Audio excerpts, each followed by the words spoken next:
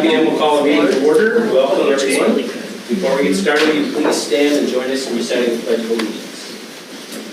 Pledge Allegiance to the flag of the United States of America and to the republic for which it stands, one nation, under God, indivisible, with liberty and justice for all.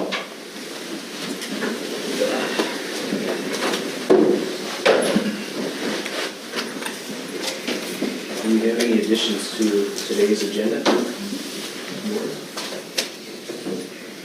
None. Motion is in order. So moved. I'll second it. Motion is second to approve the agenda as printed. Any discussion? Hearing none, those in favor signify by saying aye. Aye. Opposed, same sign. Motion carries. That brings us to public comment. Those wishing to speak must state their name and address for the record after they are acknowledged by the board chair. Each person will be limited to 2 minutes to make his or her remarks. Speakers will address all comments to the board as a whole and not one individual commissioner. The board may not take action on an item presented during the public comment period unless the item is already on the agenda for action. When appropriate, the board may refer inquiries and items brought up during public comment period to the county administrator for follow-up. And as a reminder, if you're here for public comment, we'd ask that you please step to the podium so you can be heard. So with that, is there anyone here for public comment? Yes, sir.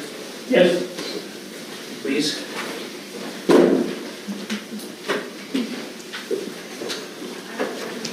My name is Mike Conrad, 424 12th Street Southeast, Owatonna. I represent the Owatonna Steele County Amateur Radio Club. We're having our annual event June 22nd, Saturday, and June 23rd, Sunday, at McKinley Elementary, again, 1050 22nd Street, 22nd Street Northeast, in the grounds between the street and the building, and the corresponding field on Hemlock on the other side of the parking lot. We'd like to see you come out, give us a chance to show what amateur radio can do when needed. It's a unique operation, and we'd be more than happy to demonstrate it. We'll be on the air live from 1 p.m. Saturday to 1 p.m. Sunday, 24 hours. It's a contest to see if we can contact the other 86 sections in Canada and the United States. What day was that on again? I know Saturday, but what's the... 22nd, 23rd. And prior to going live on the air Saturday, we'll be, up to then, we'll be setting up and getting ready. We'll probably have 4 or 5 separate stations running, and each one is independent of any of the others. If one goes down, it has absolutely no effect on the rest of us. Hope you can come out and see us.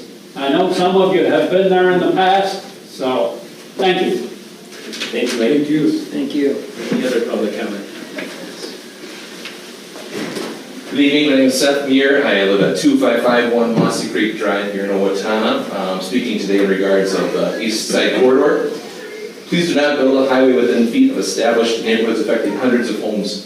Please do not use plans that were abandoned nearly 20 years ago to build a highway with speeds of up to 55 miles per hour in a space that is far too small to fit such a large highway. This highway is being pushed too close to homes and isn't sufficiently addressing safety or growth. It's being forced into a space that's insufficient to support noise and safety mitigations. Current plans would jeopardize residents' safety first and foremost, and also subject them to depreciated home values. It is inappropriate to make correlations between 26th Street and this proposed 29th Avenue, as 26th Street was built before homes were there. If the 29th Avenue location for a 55-mile-an-hour highway is pushed through, it will likely lead to the need for an aesthetically atrocious, huge sound barrier wall. It will not be in the best interest of the future growth of Owatonna, and is very likely, and very well might lead to injuries or even deaths of children, of elderly, of people our officials are elected to represent. The 29th Avenue plan is dangerous and it is short-sighted as it does not align with Owatonna's plans for growth and sustainability. Just seconds farther down the road is an existing roadway known as 34th Avenue. It allows for growth, development, and safety. 34th Avenue is a much better location for Owatonna's East Side Corridor. Thank you. Thanks, Seth. Any other public comment? Colin Whalen, 2435 Briarwood Place, and I would like to cede my 2-minute speaking time today to Alyssa Zimmerman.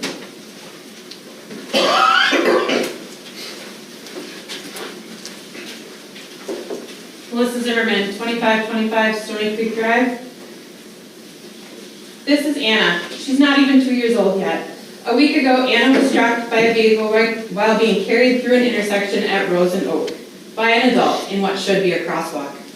At one point, there were vibrant white lines that marked the crosswalk. Today, there is no sign of a crosswalk whatsoever. This is just one of many things that could be done to improve road safety, yet it is not. This is the case with so many intersections in town. In March, an elderly gentleman was struck in the intersection of Cedar and Oak, again, in what should be a crosswalk. A couple of months before that, a car flew off the road at the roundabout of Bixby and 18th Street. A few months before that was another child struck in a crosswalk on his way home from school. And before that, a semi collided with a berm on Rose Street. What has to happen before we prioritize resident safety? I'd like to share what some people are saying. My husband and I have almost been struck on our bikes many times by Hy-Vee because people don't pay attention to traffic laws. When crossing the street by the screen, they have no crosswalks, and me and my family have gotten close to being hit many times. I know at least 4 or 5 people who have been hit while crossing the road just in the time since my daughter's accident. There was like 1 week after my daughter's accident, and then another last fall, and when I addressed it with the city, they brushed me off. As a postal worker, all of the crosswalks are extremely faded, if not completely gone.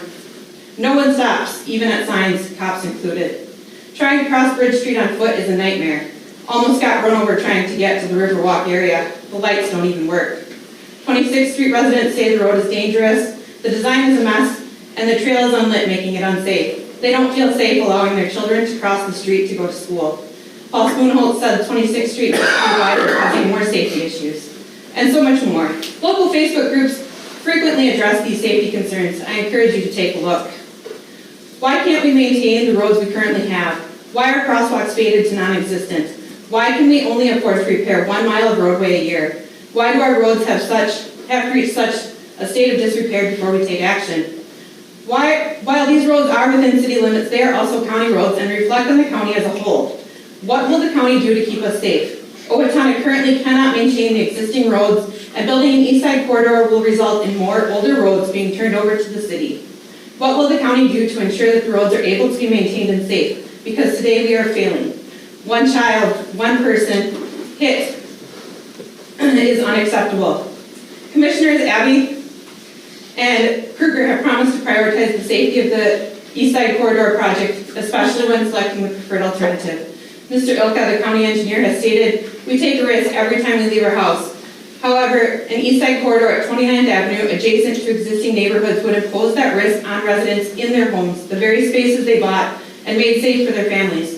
This would also increase the risk to residents as a whole by placing more responsibility on Owatonna to maintain additional roads. We've shown that residents interacting with roads are not safe in Steele County.